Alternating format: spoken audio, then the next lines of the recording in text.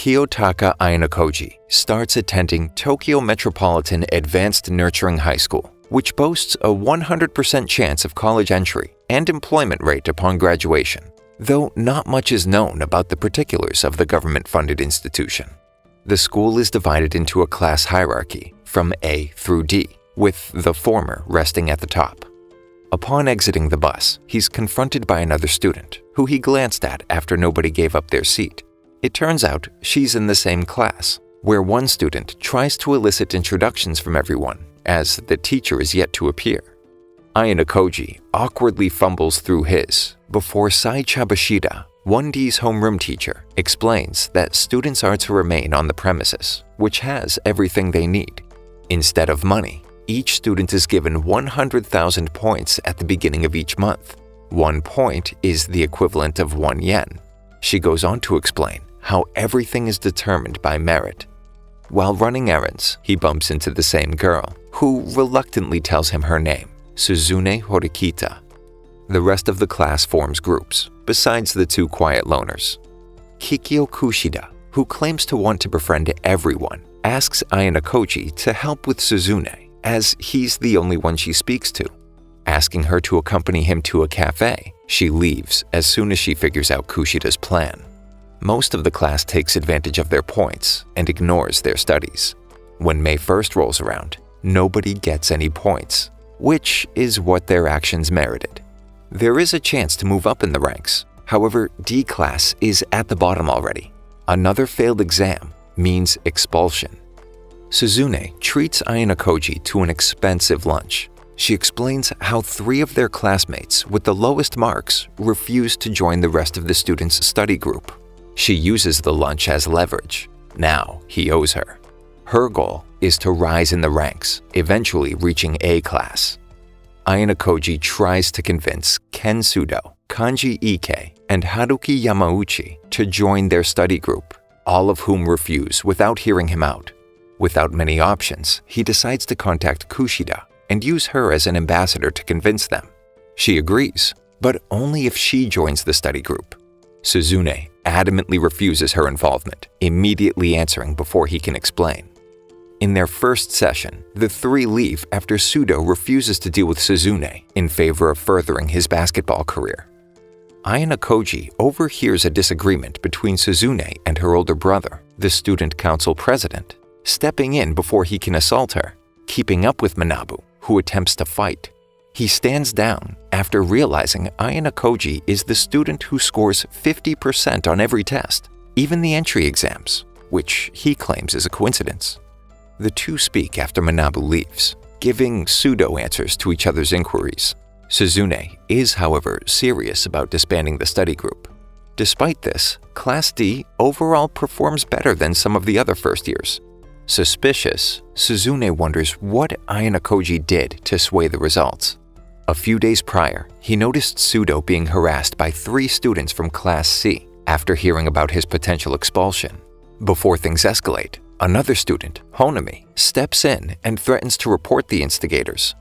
Sudo still refuses to study with Ayanokoji after witnessing the event unfold. So, he asks an upper year D class for copies of his first-year exams, offering 10,000 points, eventually settling on 15,000, while throwing in a few quizzes too. Ayanokoji asks Kushida to take credit, as she hands out copies to the class. Despite everything, Sudo fails by 1 point. When their teacher, Chabashida, goes for a smoke break before meeting Sudo for his expulsion, Ayanokoji follows her. He recalls her saying everything at the school is purchasable with points and offers to buy the extra mark for Sudo to pass. The price, 100,000 points. Suzune appears behind him and offers to pay half. Though nobody in D class has ever moved up in the ranks before, their efforts might be in vain. They hold a celebration in Ayanokoji's dorm that night. When asked how he was able to change the teacher's mind, he shifts responsibility to Suzune, who becomes flustered trying to explain. Kushida leaves her phone in his room. While going to return it, Ayanokoji sees her furiously kicking a railing while cursing Suzune, fostering a deep hatred for her. When she notices him, Kushida threatens to accuse him of sexual assault if he reveals her true personality. She immediately switches back to her uncanny, cheerful demeanor after he agrees and says she can trust him. He wonders if it's all an act. Honami, it turns out, is the rep from Class 1B and is all around praised for her help raising marks for the test. Like Suzune, she too wishes to reach Class A in the rankings. Ayana Koji, reminded of the sinister confrontation with Kushida, is still unsure of what to make of it while stuck in an elevator with her and Suzune. Before walking to class, Honami approaches them, greeting Kushida as Suzune goes on ahead and wonders if Class D got their points yet. Apparently, there's been a delay. Later, Ayana Koji meets with Honami, who begs him to pretend to be her boyfriend. She doesn't know how to turn down the person who left a letter in her locker. But when the girl shows up, he says he's just her friend. After, Honami apologizes for putting him in that situation. She owes him one. Class D's points won't be distributed unless they can clear up an incident that happened the day before. Sudo was attacked by two fellow basketball teammates and their friend from Class C. He attests it was self-defense, but without a witness proving his innocence before the hearing takes place the following week, it'll result in another month without points for D class. They post on message boards, but haven't made much progress. When Honami approaches Ayana Koji, Kushida, and Sudo's friends, initially suspicious, she assures him she's just returning the favor and helps search for witnesses. One of Honami's classmates receives an anonymous tip on one of Sudo's aggressors. While trying to pay them anonymously from Honami's phone, Ayana Koji notices her incredibly high balance, wondering what she did to obtain it. Ayana Koji finds Kushida and Sudo's friends in his dorm, allegedly making copies of his room key. Suzune notices all their shoes after knocking and almost leaves before revealing her suspicions about Sakura knowing something, a girl in their class who's been acting strange ever since. When they confront her the next day, she panics, drops her camera, denies knowing anything, and runs away, unable to power her camera back on. Ayana Koji and Kushida go to the electronics store with Sakura to get the camera repaired. Wondering why he needed to come, it becomes clear when the clerk asks her to fill out the contact form. Ayana Koji uses his information to quell her anxieties. When Kushida leaves the two alone, Sakura admits that she doesn't see anything in his eyes, able to look into them, unlike most others. Back at his dorm, Kushida shows Ayana Koji pictures of an internet model they surmise is Sakura. He noticed her glasses were fake, which would make sense given this new revelation. Suzune seems annoyed about him spending the day with them for some reason. That day after class, Manabu presides over the hearing. The ruling is in Class C's favor, as their injuries clearly outweigh Sudo's. However, their accusations and the entire situation seem off. Ayana Koji forces Suzune to stand up and defend her classmate, bringing Sakura on as a witness. Her photo isn't enough for Class C's teacher to back off. He tries to compromise. Suzune refuses to accept this and is dead set on Sudo's innocence. Class C's actions were clearly premeditated. Manabu contests that one side must be lying. If neither can prove their claims, his decision will be made the following day, with more severe consequences. Even expulsion is on the table. Afterwards, Manabu runs into Ayana Koji and Sakura in the hall. He assumes they actually had a plan, insinuating Sakura's story was nothing but lies. When Ayana Koji defends her, saying he believes every word, Manabu almost hits him, asking him to prove it. Dodging at the last second, surprising Sakura and Manabu's secretary, Ayana Koji simply says he'll have to wait. Sakura finds pictures of herself, seemingly from a stalker, in her mailbox and collapses in tears. Ayana Koji and Suzune discover that the staircase where the incident happened is one of the only places in the school without cameras. They set up a meeting with the 3 students from Class C, placing cameras in the stairwell as a bluff. They claim that the student council was testing them and didn't bring it up. It works, and the 3 cave, agreeing to rescind their statement. Returning the dummy cameras he paid to borrow from Honami, Ayana Koji receives a call from Sakura, who's clearly distressed. She's being pursued by her stalker, the clerk from the electronics store. Before he can do anything, Ayanokoji and Honami block off his exits and alert the authorities. Meanwhile, Chabashira confronts Suzune on the roof about how she got them to withdraw from the case. Refusing to answer, the teacher switches gears and tells her to be careful regarding Ayanokoji. D class is for rejects. Why is someone so capable of hiding his true capabilities there? At the same time, Manabu congratulates Ayanokoji on his success, though still maintaining that it was all Suzune's idea. Regardless, Manabu offers him a spot on the student council as a secretary, though he turns it down. Suzune appears, looking as if she overheard. After failing to get Sudo expelled, the 3 students from Class C are punished by their leader. He demands to know the name of whoever tricked them. Running into one of the leaders of Class A, he promises that he's coming for her too. There can be only one ruler of the school. While walking together in the rain, Suzune stops Ayanokoji and accuses him of orchestrating everything, asking what his motive is. He plays it off like usual, and she presses him, wanting to know who he really is.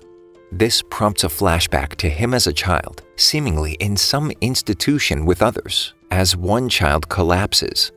He tells Suzune he'll help her get to Class A if she doesn't pry into his life. Summer vacation is in full swing, and Suzune continues to ignore Ayanokoji's phone calls until she finally gives in and agrees to go to the pool.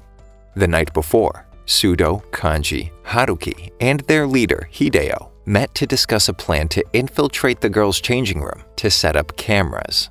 After they all arrive, Hideo observes the pool area from a window while communicating with walkie-talkies and overwrought hand signals. Haruki sneaks in, disguised as a janitor, and closes off the area as the others play volleyball. They have to change plans when Kakeru and his lackeys from Class C make their way to the changing rooms. Sudo runs in and confronts them to stall long enough for Kanji to escape. Hideo signals Ayanokoji, who knows about the plan, so he gets Suzune to give a speech about Class C climbing the ranks to reach Class A from the top diving board. This attracts everyone in the area. After Kanji escapes, Suzune takes the SD cards out of the cameras after Ayanokoji informs her of the plan. He decides to push her into the pool after she denies having fun, provoking a splash fight between the students of Class D. Later, he sends her a group photo, eliciting a rare smile as she collapses on her bed. Chabashira meets with Ayanokoji, telling him that a man contacted the school requesting his immediate expulsion. She'll cover for him. All he has to do is work to reach Class A. He refuses, but is forced to comply after she reminds him that he'll lose his freedom. All the first-year students are on a field trip, but it's more like a vacation, as they're staying on a luxury cruise ship. Ayanokoji and Suzune don't believe it's simply a vacation. Apparently, there's a boarding house on an island big enough for every student. Ryuen approaches her about the security camera bluff and tries to manipulate her. When another Class C student, Ibuki, calls him out for something, she's stopped by his bodyguard Albert. Sakura practices asking Ayanokoji out before being surprised when he appears behind her, and she quickly runs off as Kushida notices them together. He tries to leave when Kushida stops him. Her demeanor changes once again. She accuses him of being wary of her, and he doesn't deny it. She switches back and admits she's lonely, though he just mumbles a good night and walks off. They arrive at the island, where the real reason behind the cruise is revealed. The students must survive for 1 week on a deserted island. Class 1D goes over their resources and the rules surrounding the test. They debate whether to spend some of their initial 300 S points early on, as they are converted into class points at the end of the week, bolstering their class rankings.